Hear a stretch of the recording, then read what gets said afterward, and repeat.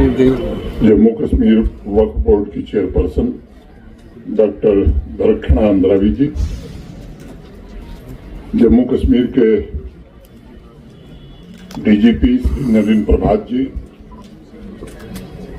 श्री विजय विदुड़ी जी, श्री विधि कुमार वर्दी जी, जम्मू कश्मीर प्रशासन के सिविल और पुलिस एडमिनिस्ट्रेशन के हमारे सभी वरिष्ठ सहयोगी, यहाँ उपस्थित सभी अजीज आलिम, देवियों, सज्जनों और मित्रों,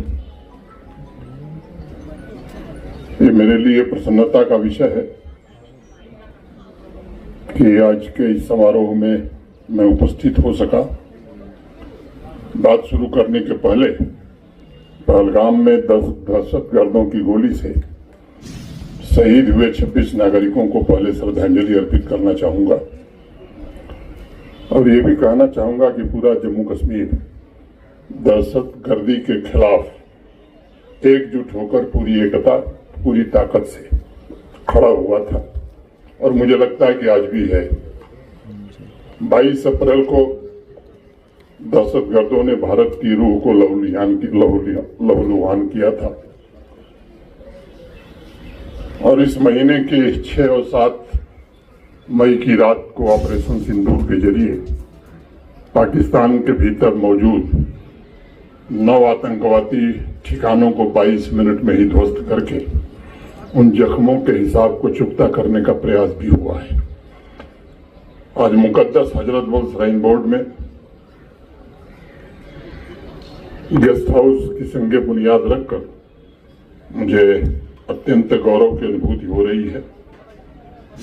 यह प्रोजेक्ट हजरत बल श्राइन में विभिन्न स्थानों से आने वाली श्रद्धालुओं के लिए एक बेहतर सुविधा मुहैया कराने की दिशा में एक अहम कदम होगा। इस जगह पैगंबर मोहम्मद साहब की रहमत बरस रही है और मैं समझता हूँ जम्मू कश्मीर वक्फ बोर्ड का यह प्रयास आवाम की खुशहाली बढ़ाने में एक किरदार अदा करेगा। मैं वक्फ बोर्ड के सभी माननीय सदस्यों, डॉक्टर अंद्रावी को बहुत बहुत मुबारकबाद देना चाहता हूं। मुझे ये भी विश्वास है कि इस गेस्ट हाउस का निर्माण तयशुदा तारीख में शायद मुमकिन हो जाएगा। मेरे पूर्व भी कई लोगों ने अपने विचार रखे हैं। कुरान की सूरह अन-निसा में मेल मिलाप, अमन और एकता की चर्चा बहुत की गई है।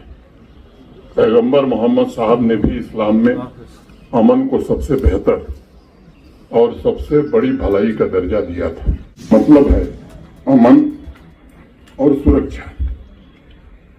पैगंबर साहब भी स्वयं कहते रहे हैं कि ईश्वर स्वयं अमन है, अल्लाह का रास्ता अमन का रास्ता है और जन्नत कोई बाहर की जगह नहीं है बल्कि इंसानों के रहने की सबसे आदर्श आइडियल जगह है।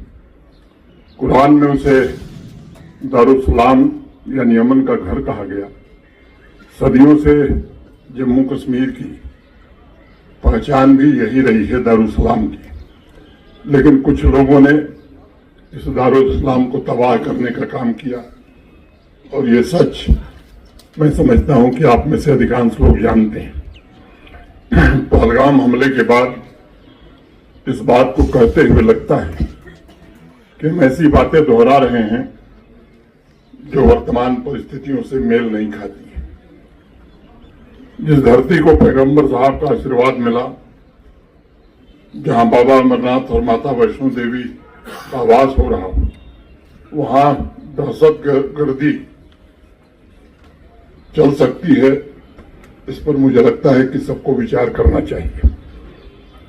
उस जगह पहलगाम जैसी बर्बर आतंकी घटना हो, मजहब पूछकर निर्दोष लोगों का खून बहाया जाए, एक विचारणीय प्रश्न है।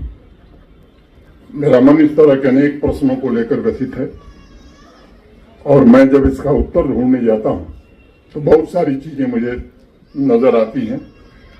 एक बात तो स्पष्ट है कि आतंकी मुल्क पाकिस्तान दहशतगर्दों को लंबे समय से भेज रहा है। और हमारे यहां भी कुछ गिने चुने ऐसे लोग हैं जो डायरेक्टली या इनडायरेक्टली ऐसे तत्वों की मदद करते हैं। ये एक सच्चाई है जिसे स्वीकार करना चाहिए।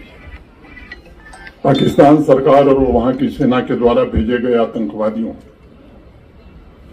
को कहीं न कहीं तो खाद पानी मिल रहा है, कहीं दाना पानी भी मिल रहा है, कहीं न कहीं उन्हें मदद भी कुछ लोग पहुंचा रहे हैं। लेकिन ये भी हकीकत है कि पहलगाम की घटना के पश्चात आतंकी मुल्क पाकिस्तान के खिलाफ जिस तरह कश्मीर के लोग या पूरे जम्मू कश्मीर के लोग स्वतः, जिसे हम कहते हैं स्पॉन्टेनियस, सड़क पर निकल करके इसका विरोध किए, उसकी जितनी सराहना की जाए वो शायद कम होगी। लगभग मोटे तौर पर 5 साल मुझे भी होने जा रहा है, लेकिन अनेक बुजुर्गों से मेरी भेंट हुई है इन दौरान, और उनका कहना है कि ऐसा मंजर जम्मू कश्मीर में हमने कभी नहीं देखा था। कश्मीर घाटी के हर कोने से, हर घर से लोग स्वतः सड़कों पर उतरे, आतंकवाद के खिलाफ जोर से नारे लगे और पूरी वादी गूंज उठी। हफ्तों तक बच्चे, नौजवान, महिलाएं, बुजुर्ग दहशतगर्दों के खिलाफ बिना किसी के कहे स्वतः स्फूर्त प्रदर्शन कर रहे थे। और इस बदले हुए जम्मू कश्मीर की तस्वीर देश नहीं पूरी दुनिया देख रही थी। मैं जानता हूं कि दहशतगर्दों के खिलाफ आवाम में आज भी गुस्सा है और वो चाहते हैं कि उनका पूरी तरह सफाया हो। इस बात से ये साफ जाहिर होता है कि वे लोग जो आतंकवादियों का सपोर्ट करते हैं वो अब समाज में बिल्कुल अलग थलग पड़ गए हैं। और इसलिए मैं आपसे दरखास्त करूंगा कि अब आतंकवादियों के मददगारों की पहचान हो, उन्हें भी जम्मू कश्मीर के सीने पर जख्म देने की बड़ी सजा मिले जो किसी आतंकवादी को मिलती है। अब समय उसका आ गया है।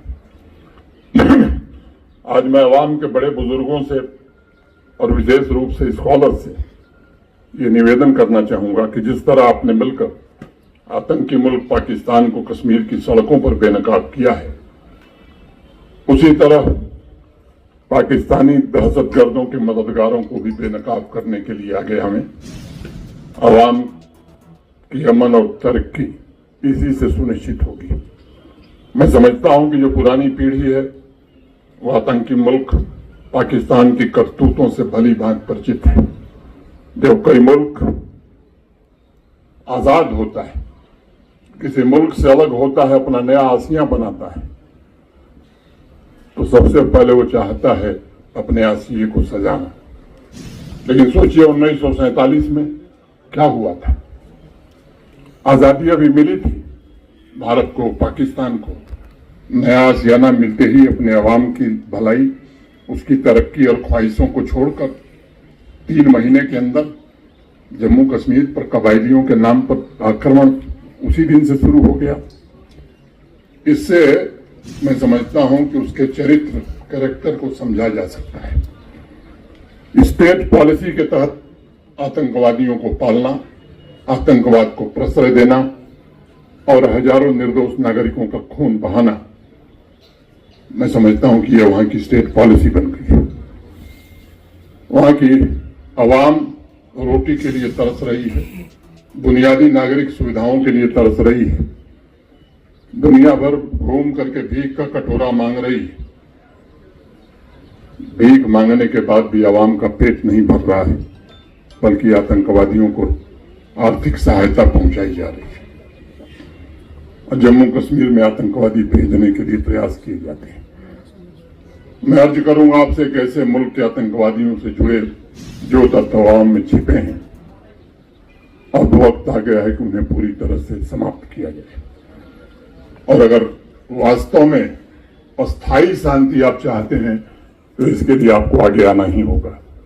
और इसीलिए मैं कहूंगा, कई लोगों ने शेर पढ़े, मैं भी एक आध पढ़ता हूं, मेरे साथ तुम भी दुआ करो यूं किसी के हक में बुरा न हो। मेरे साथ तुम भी दुआ करो यूं किसी के हक में बुरा न हो। कहीं और हो न ये हादसा, कोई रास्ते में जुदा न हो, वो विशाल हो कि फिराक हो, तेरी आग महकेगी एक दिन, वो गुलाब बन के खिलेगा क्या जो चिराग बन के जलाना। मित्रों, पहलगांव हमले के जवाब में ऑपरेशन सिंदूर के दौरान भारत के वीर सैनिकों ने पाकिस्तान के अंदर घुसकर जो नसीहत दी है, मुझे लगता है ये सबक उसे याद रहेगा। हमारी आर्म फोर्सेस के वीर जवानों ने पहले ही सरकार ने भी तय किया था और सेना ने भी तय किया था कि हमें केवल आतंकवादी ठिकानों को ही ध्वस्त करना है और एक रेड लाइन खींच दी थी, लेकिन आतंकवादियों और आतंकवादी कैंपों पर हमले को पाकिस्तान ने अपने ऊपर हमला मान लिया और 1:30 बजे रात से जिस तरह से बमबारी और गोलीबारी शुरू किया, उसने निर्दोष नागरिकों को निशाना बना लिया। उरी हो, तंगधार हो, केरन हो, पुंछ हो, रजौरी हो, जम्मू का इलाका हो, अनेक लोगों ने अपनी जान गंवाई है। मैं उन सबको श्रद्धांजलि देता हूं। भारत सरकार और जम्मू कश्मीर प्रशासन उन परिवारों के साथ पूरी शिद्दत से खड़ा है। एक फैसला लिया गया है कि जिन्होंने अपने परिजन खोए हैं, उन परिवारों के एक सदस्य को जम्मू कश्मीर में सरकारी नौकरी दी जाएगी। जो आर्थिक सहायता अनुमन्य थी वो पूरी तरह से पहुंचा दी गई है। रिलीफ का काम भी तेजी से चल रहा है। नई परिस्थितियों में ज्यादा मात्रा में बंकर बनाने और जिनका ज्यादा नुकसान हुआ है उनके रिहेबिलिटेशन के लिए प्रशासन सन्नद्ध है, तैयारी कर रहा है। आगे आने वाले दिनों में उसे भी पूरा किया जाएगा। लेकिन भारत ने भी कुछ सीमाएं तय कर दी हैं। किसी भी आतंकी घटना को भारत अवैध टाफवार ही मानेगा और पाकिस्तान को फिर से उसकी कड़ी से कड़ी सजा जरूर दी जाएगी। आप जानते हैं कि विश्व की प्राचीन सभ्यता भारतवर्ष हजारों वर्षों से शांति का पक्ष कर रहा है। कभी हमने किसी देश पर आक्रमण नहीं किया। हमने तो पूरी दुनिया को वसुधैव कुटुंबकम, पूरा विश्व एक परिवार है, ये हमारी परंपरा ही, हमारा संदेश। जम्मू कश्मीर की धरती इस बात की साक्षी रही है कि भारतवर्ष में दुनिया के सभी धर्म, पंथ, मजहब, इनको समान रूप से फलने फूलने का अवसर मिला है। आप सबने देखा कैसे मुश्किल भरे 30 साल गुजरे हैं। आदरणीय प्रधानमंत्री जी की कोशिशों और नतीजों के कारण जम्मू कश्मीर तरक्की के रास्ते पर चल पड़ा था। सामान्य नागरिक को उसका हक मिलने लगा था। हमारे नौजवान कामयाबी के नए मानदंड स्थापित कर रहे थे, झंडे बुलंद कर रहे थे। पहलगांव की घटना से पहले यहाँ की सड़कें, यहाँ की वादियां टूरिस्टों से गुलजार रहा करती थी। पिछले 5 वर्षों में यह प्रयत्न हुआ था कि आवाम के लिए एक बेहतर मुस्तकबिल तैयार किया जाए। हमें मिलकर उस मिशन को आगे बढ़ाना है। आज मैं आपके सामने 2 बातें कहना चाहूंगा। पहला, और इस पर आप विचार करिए और केवल विचार मत करिए, मुझे लगता है कि यही इसका समाधान है। हमें आवाम को दहशतगर्दों से जुड़े तत्वों से मुक्त कराना ही होगा। शांति इसके बिना हो नहीं सकती। और दूसरा, आवाम की तरक्कियात की जरूरतों के लिए जो प्रोजेक्ट्स हैं उन्हें रफ्तार देनी होगी। और मैं बार बार कहता हूं कि तरक्की के लिए अमन ये पूर्व शर्त हुआ करती है। और इसलिए आपको इसी क्रम में अगर मिशन पूरा करना है तो आपको भी साथ खड़ा होना होगा। ये जिम्मा केवल सुरक्षा बलों और पुलिस का नहीं है, आम नागरिकों का भी है। पैगंबर साहब ने एक हदीस में फरमाया है कि तुम अल्लाह से अमन मांगो। और मैं चाहूंगा कि जम्मू कश्मीर की आवाम मिलकर मेरे साथ ये दुआ करें। चलते चलते आखिर में मैं ये भी कहना चाहूंगा कि जो लोग जिम्मेदार हैं उन्हें भी कुछ भी बोल दिया जाए इससे बचना चाहिए। मेहमान यहाँ की तहजीब खराब कर रहे हैं। रेलगाड़ी आएगी तो ये स्टेट स्पॉन्सर्ड डेमोग्राफिक इन्वेजन है। इस तरह के बयान जब दिए जाते हैं तो मैं समझता हूं कि इससे भी परेशानी पैदा होती है। कुछ लोग मुझे मिलने आए थे, स्थानीय लोग थे, बड़े होटलियर्स हैं। मैंने उनसे भी कहा कि ऊपर वाला देखता रहता है, जब 10,000 के कमरे 50,000 में बेचे जाएंगे तो वो भी कितने दिन बर्दाश्त करेगा। हमें खुद भी अपने अंदर भी झांक करके देखना होगा कि हम कैसा सलूक करते हैं। जो लोकल और नॉन लोकल की बात करते थे, आज हम फिर कह रहे हैं कि नहीं, नॉन लोकल जल्दी आवे, जल्दी आवे, जल्दी आवे। आखिर ये देश सबका है, सब मिल करके रहेंगे तभी आर्थिक तरक्की हो सकती है। ऐसे शब्दों का प्रयोग यदि बंद नहीं होगा, यकीन मानिए शांति स्थापित होने वाली नहीं। पूरा भारत एक, चाहे श्रीनगर हो या फिर श्रीगोंदा हो, दोनों जगह सिर्फ भारतवासी हैं। इसलिए इस तरह के शब्दों का प्रयोग करना, आवाम में भेदभाव पैदा करना, इसकी मुखालफत होनी ही चाहिए। और खास तौर से जो लोग जिम्मेदार पदों पर या पदों पर रहे हैं, उनसे तो ये उम्मीद की जाती है कि वो मर्यादा का पालन करेंगे, एक भारत श्रेष्ठ भारत की स्पिरिट को प्रमोट करने में मदद करेंगे। अनेक वक्तव्य हमने सुने हैं, आपने भी सुने हैं पिछले 7-8 महीने, जिससे आवाम को बांटने की कोशिश हुई।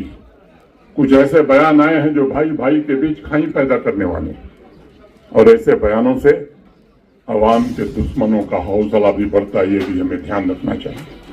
इसलिए मेरा आग्रह होगा कि आज और अभी से जम्मू कश्मीर के भीतर अगर इस तरह की बातें लोग कह रहे हैं तो उसकी भी मुखालफत होनी चाहिए, चाहे वो कोई हो। और इसका उपयोग यदि बंद नहीं होगा तो शांति स्थापित नहीं होने वाली। हम सब भारतवासी हैं, आपसी भाईचारे एकता की ताकत से हमें जम्मू कश्मीर को तरक्की के शिखर पर पहुंचाने का संकल्प लेना चाहिए। हमें आने वाली नस्लों के लिए भी ऐसा वातावरण छोड़कर जाना चाहिए जहां खुशहाली हो, मोहब्बत हो। पैगंबर साहब हम सभी पर अपना आशीर्वाद बनाए रखें। बाबा अमरनाथ हर परिवार को धन धान्य पैदा करें, यही मेरी इबादत है। और अंत में 2 पंक्तियां कह के अपनी बात खत्म करूंगा। मैं तमाम तारे उठा के गरीब लोगों में बांट दूं, मैं तमाम तारे उठा के गरीब लोगों में बांट दूं। कभी एक रात वो आसमां का निजाम दे मेरे हाथ में, कभी एक रात वो आसमां का निजाम दे मेरे हाथ में। जय हिंद, जय भारत।